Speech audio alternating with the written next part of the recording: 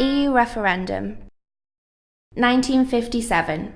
The 6 founding members of the European Economic Community signed the Treaty of Rome: France, West Germany, Italy, Belgium, Holland and Luxembourg, but Britain declines invitation to join them. 1963. With its economy flagging, Britain makes its first attempt to join the common market. Oh no!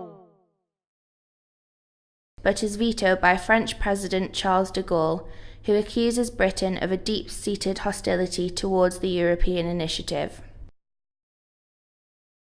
1975. Harold Wilson's Labour government holds a referendum over EEC membership, which splits the party but results in 2/3 of voters wanting to stay in. 1983. Labour leader Michael Foot promises withdrawal from the EEC in his election manifesto, but is heavily beaten in the poll by Margaret Thatcher's Conservatives. 1984. A key victory for Margaret Thatcher sees her win a rebate from Brussels after she has threatened to halt contributions because Britain is receiving far less in agricultural subsidies than some other members. 1990. Britain joins the exchange rate mechanism. February 1992. Maastricht Treaty on European Union is signed, but Britain negotiates opt-outs on monetary union and social policy.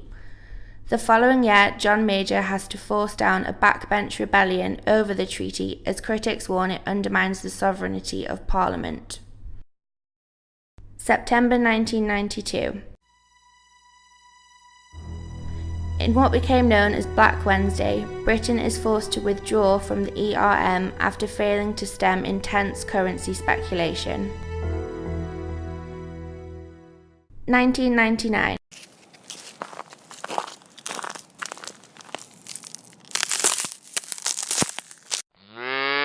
Tensions over France's ban on British beef during mad cow disease outbreak.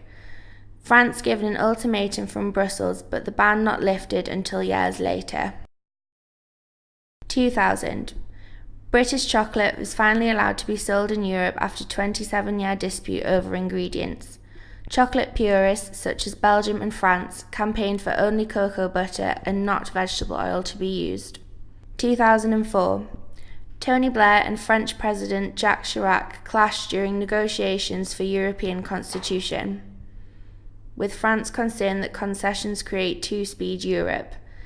Plans later collapse after France and Holland vote against them in referendums. 2007.